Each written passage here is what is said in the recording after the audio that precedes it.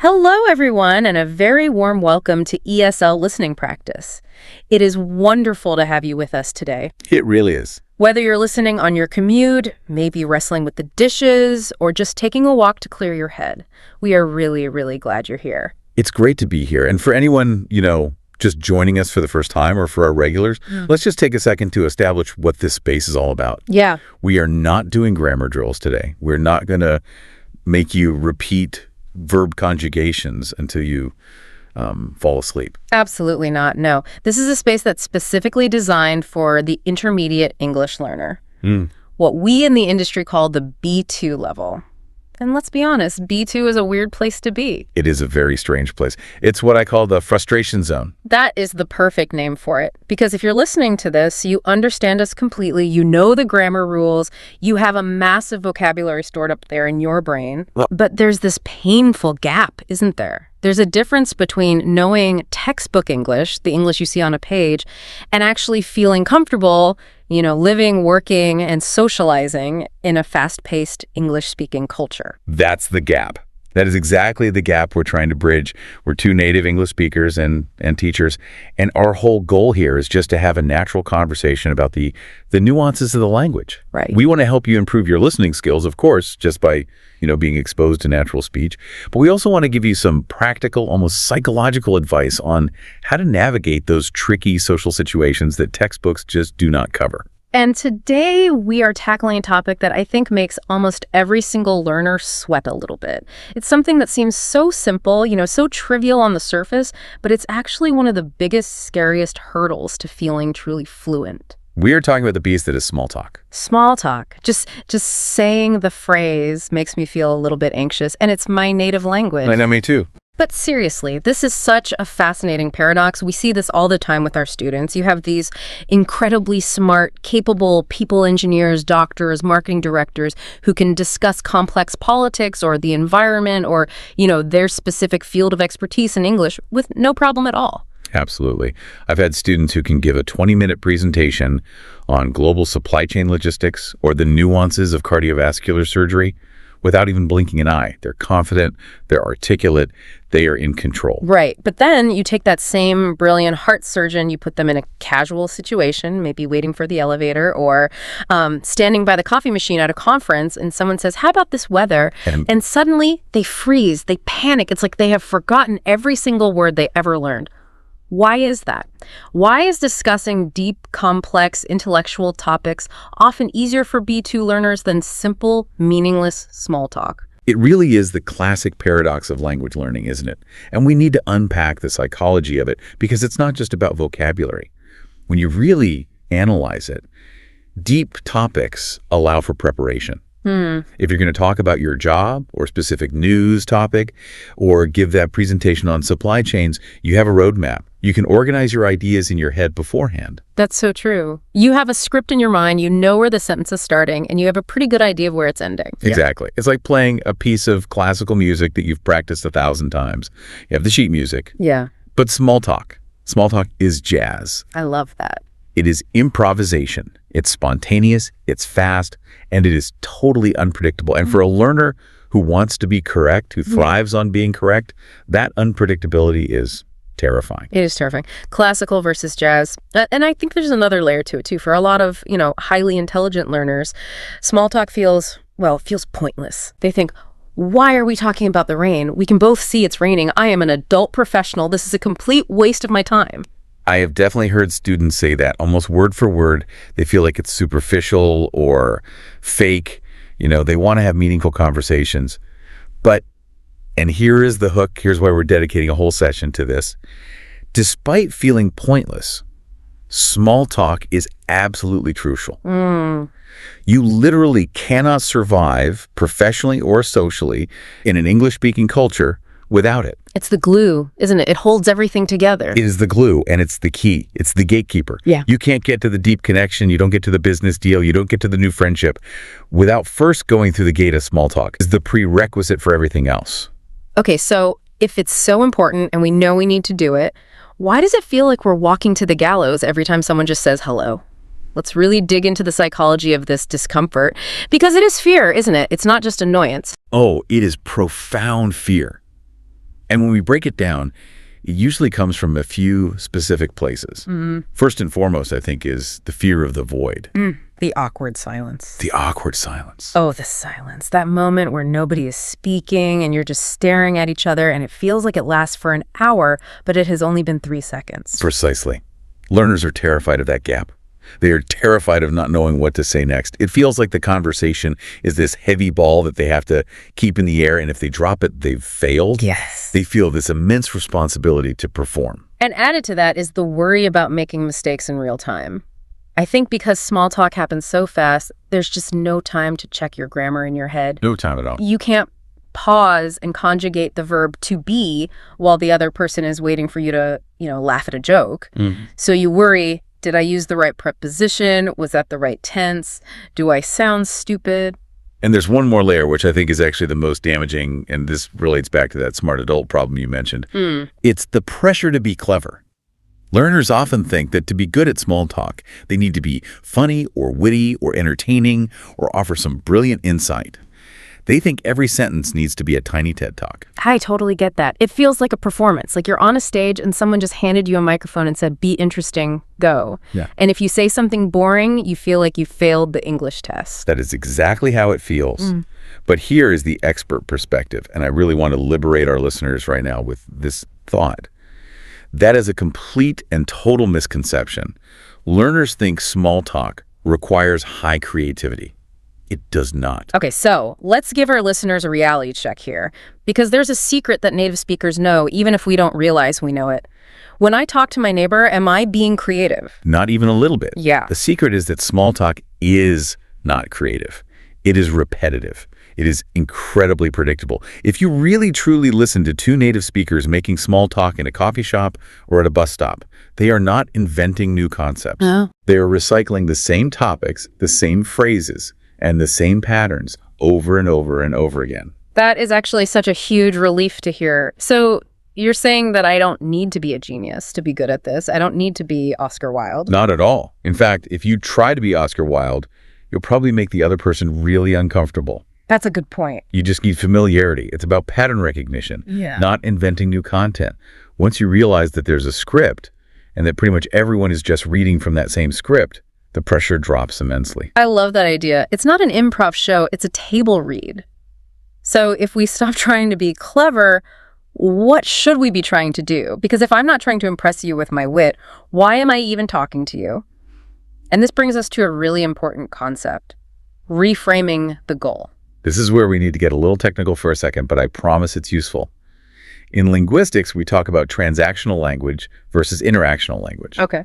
Transactional is when you want something, give me the coffee, where's the bathroom? It's all about information. Right. It has a clear functional purpose. Exactly. But small talk is interactional. Or to use a fancier term, it's phatic communion. Phatic communion. That sounds like a heavy metal band. It does, doesn't it? But all it really means is language used for social bonding rather than for exchanging information. When a dog wags its tail, it's not giving you data. It's not saying the wind is blowing north. Right. It's saying, I am friendly. I am safe. We're cool. That is what small talk is. It's verbal tail wagging. That is the best description I have ever heard. Verbal tail wagging. So the mistake learners make is they try to make the tail wagging into a data exchange. They fall into what we can call the meaning trap. They do. They try to make small talk meaningful or heavy with information. They treat a casual chat like it's an interview. Right. Like if I ask you about your weekend, I am not necessarily asking for a time-stamped log of your activities and a critical review of the movie you saw. Exactly. And that's the core argument here. Small talk does not need to be deep. In fact, it shouldn't be deep, at least not at first. The goal is not information. The goal is connection. It's about being present and relaxed with another human being. It's about lowering the social tension between two people. I think we have a classic analogy that explains this perfectly. The social door. Can you walk us through that one? Sure. Let's take the most cliche stereotype example in the book. Nice weather today, isn't it? Now, if you're a literal-minded learner or just a very logical person, you analyze that question and you think it's stupid. As we said, you both know the weather. You're both standing in it. Right. If I answer literally, I might say, yes, the humidity is currently at 45% and the cumulonimbus clouds are dissipating. I've answered the question with high accuracy. But I have definitely failed the interaction. you have failed miserably. Because the person asking is not asking for a weather report. They do not care about meteorology. When they say, nice weather, what they're actually translating that to is, I am friendly. I am open to conversation. I am acknowledging that we are here in the same space. Right. It is a social signal, not an information request. That's such a crucial distinction. It's a knock on the door. They're just checking if the door is locked or if you're willing to open it a crack. And that's why the appropriate response is so simple. You don't need a clever analysis. You just need to acknowledge the knock. You need to signal back, I heard you, and I am also friendly. Okay, so let's role play this for a second. If I say to you, hot one today, isn't it? Yeah. What does a good native level response look like? Something simple like, yeah, it's scorching, I'm melting out here, is perfect. Or even just, tell me about it, I can't wait for winter. And that's it. That's all you need. That is it. That simple response is sufficient to keep the social door open. You've signaled back. You haven't exchanged any new information, really, but you have bonded over a shared experience. And that's the whole point. That makes it feel so much lighter. But okay, let's say we've opened the door. We've established we're both friendly humans. We've wagged our tails.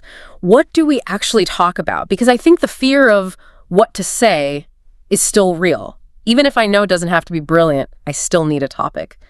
Let's talk about the safety zone. Ah, yes.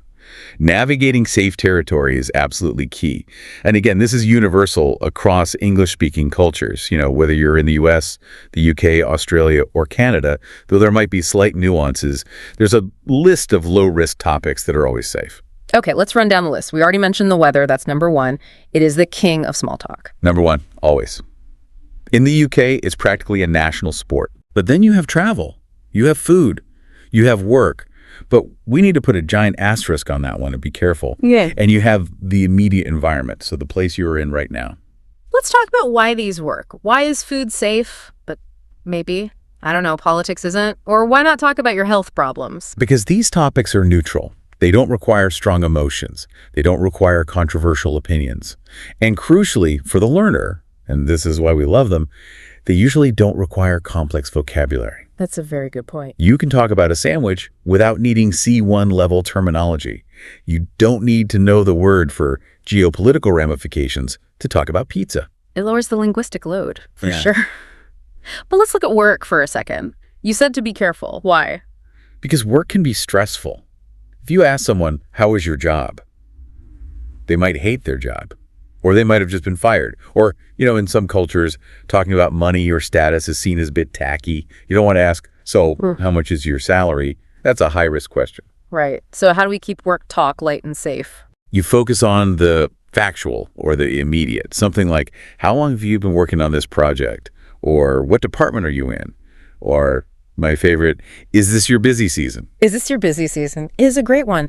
It allows them to complain a little bit if they want to, which, let's be honest, people love to do. Everyone loves to complain about being busy. But it doesn't force them to reveal deep personal secrets. Exactly. Complaining about being busy is a universal bonding experience. It's totally safe. Okay, what about food? Give us some concrete examples of how to start a food conversation without just saying, I like bread.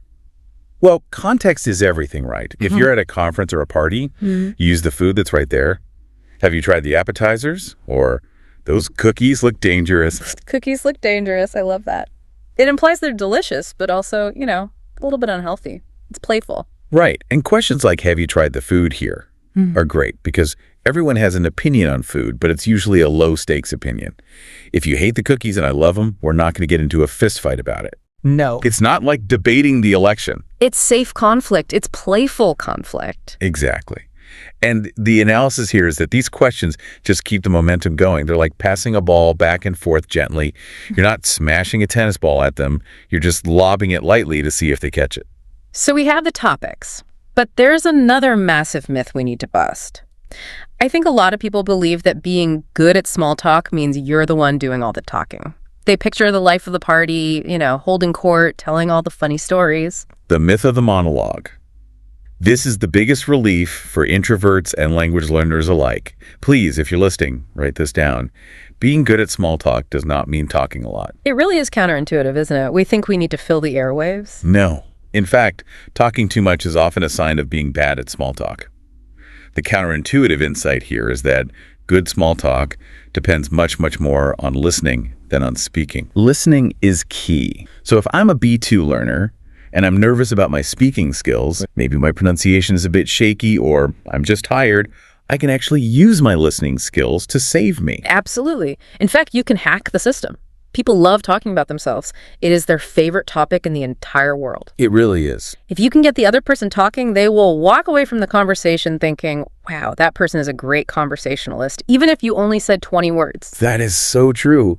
But we can't just stare at them silently while they talk. That gets a bit creepy. No. You need to use what we call active listening signals or back channeling. These are short phrases and sounds that act as fuel for the other person's speech. Okay, can you give us a masterclass on these? What are the top hits? You have the classics. Really? That's interesting. I see. No way. And the simple, But the intonation matters here, right? You can't just say them like a robot. Oh, intonation is everything. Huge difference. If I say, really, with a flat voice, I sound bored or skeptical. But if I go up at the end, really, it signals surprise and delight. It's an invitation to say more. Let's try it. I'll say something boring. I went to the store today, and I saw Brad Pitt. No way. Really? See? That energy, it pulls more out of me. It makes me want to tell the rest of the story. Exactly. These little signals tell the speaker, I am listening, I am interested, please continue. If you just nod silently, the speaker might think you don't understand English, or that you want them to stop. But if you throw in a well-timed, that's crazy, you're validating them and their story. And the strategy here for nerves is just brilliant. If you're feeling shaky about your English that day, you throw out a safe question. So how did you get into marketing? You let them talk for 5 minutes and you just sprinkle in these short responses. You let the other person do the heavy lifting. You are steering the boat, but they are rowing. You still seem like a great conversationalist because you're making them feel heard, but your own linguistic load is actually very, very low. I love that image. Steering, not rowing. Okay, so we have the mindset. We're wagging our tails. We're listening actively. We're ignoring our mistakes. Now let's get tactical. We want to give our listeners a toolkit because confidence often comes from preparation. It really does. Even though we said small talk is spontaneous jazz, you can cheat a little bit. You can have a few chords memorized. You should absolutely have a back pocket list of questions. These are the go-to questions, the emergency break glass in case of silence questions. Precisely. Practical advice for building confidence. Have 3 or 4 simple questions memorized that you can use in almost any situation. What's on your list? What are your personal favorites? The absolute classic, if you don't know the person, is, so what brings you here? Or if it's a party, how do you know the host? How do you know the host is fantastic for parties or weddings. It invites a story. It's not just a yes or no question. Right. Another really good one is, are you enjoying the event conference party so far? That works for everything. Are you enjoying the conference? Are you enjoying the coffee? Are you enjoying this terrible weather? It's a universal template. And if you're really desperate, there's always the context question.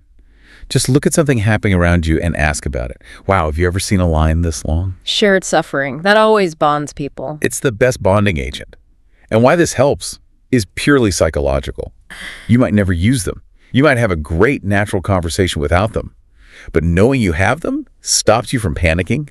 You know that if your mind goes totally blank, you can just reach in your back pocket and pull out, so are you from this area? It's a safety net. Now, speaking of panic, let's talk about silence again. We touched on it earlier, but I want to reframe it specifically as a tactic, because silence is not always bad. No, it really isn't. Yeah. We need to understand the cultural context here. In most English-speaking cultures, especially in the US and the UK, short silences, I'm talking 3, 4, maybe 5 seconds, are actually quite normal. They're digestive pauses. I like that term, digestive pauses. We're thinking. We're taking a sip of our drink. We're looking at the room. It is not a sign of failure. But they feel like failure to the learner. They feel like the connection has snapped. They do. But they aren't. So what do you do when silence happens? First, physically relax. Smile. If you look panicked, the other person will feel panicked. If you just smile and look comfortable, it signals, we're just pausing. Everything is cool. That is such a great point. Your body language speaks louder than any words there. If you look terrified, I'll think I said something wrong. Second, you can comment on something in the environment. Refer back to our safe territory. Just look around and say, I love the lighting in here, or wow, it's getting busy in here. It just grounds the conversation again. Or, and this is a crucial realization that I think we often forget, You can just let the conversation end. Yes. This is the most important tactic of all. Small talk is not a hostage negotiation. You are allowed to leave. You don't have to keep it going until one of you dies of old age. Small talk is a moment, not a marathon. It is perfectly okay and normal to say, well, it was great chatting with you. I'm just going to grab another drink and walk away. That is a success, not a failure. You opened the door, you chatted, you closed the door, mission accomplished. That is so liberating. You don't have to carry the conversation forever. Okay, we have the tools, we have the mindset. Now, where do we go? We need to practice. But we don't want to practice in high-stakes situations. Right. We need training grounds. Really? Because you do not want to practice your small talk skills for the very first time in a high-pressure business meeting with your CEO where your promotion is on the line. Definitely not. You don't want to be testing your weather talk when your entire job is at stake. You want to practice where it just doesn't matter. You need low-stakes environments. Places where if you mess up or you say something weird, it literally does not matter because you will never see that person again. Give us some examples. Where should our listeners go this week to do some, field research? Cafes are number one. The Barista Challenge. Baristas are paid to be somewhat friendly. They're a captive audience. When you order your coffee, just add one small comment. Busy morning, huh? Or, that pastry looks amazing. That's it. Just one sentence. Just one sentence. See how they respond? If they smile and answer, you win. If they ignore you because they're busy, you also win because you tried and nothing bad happened. Shops are good too, like a grocery store. Grocery store checkouts are perfect. I can't believe how expensive eggs are these days. A universal truth. Who's going to argue with that? Nobody. And taxis or Uber rides are fantastic training grounds. You're in the car for 10 or 15 minutes. The driver is usually bored. It is a perfect, contained space to practice asking, have you been driving long today? Or is the traffic always this bad around here? And if it goes badly, if you stumble over your words or there's an awkward silence, you get out of the car, you say goodbye, and you never see them again. It is completely and totally forgiving. And what's the goal of practicing in these places? It's not to make best friends with the Uber driver. No. The goal is to train your brain to relax in English. You are desensitizing yourself to the fear. You are teaching your amygdala, the fear center of your brain, that speaking English is safe. You're telling your brain, see, I spoke, I made a mistake, and the world didn't end. You stop training your brain to translate perfectly and you start training it to connect socially. And the more you do it in these low-stakes places, the easier and more natural it will be when you are finally standing in front of that CEO. That is such a powerful shift. It turns the entire world into your classroom. Every little interaction is a practice session. Mm-hmm. Well, we have covered a lot of ground today. We've gone from the psychology of fear and the jazz versus classical analogy to the importance of verbal tail wagging, all the way to the practical toolkit of back pocket questions. I think it's time to wrap up with some final thoughts. Let's summarize the key philosophy here. If you take one thing away from this whole discussion, let it be this. Comfort with small talk isn't about becoming an extrovert. You don't have to change your personality. You do not have to become a loud, joke-telling comedian. Right. You can be a quiet, thoughtful person and still be excellent at small talk. Exactly. It's about letting go of pressure. Small talk is not a test of your intelligence. It is not a vocabulary exam. It is simply a human habit. It is a social dance that just says, I see you and I am friendly. And like any dance, it might feel awkward at first. You might step on a few toes.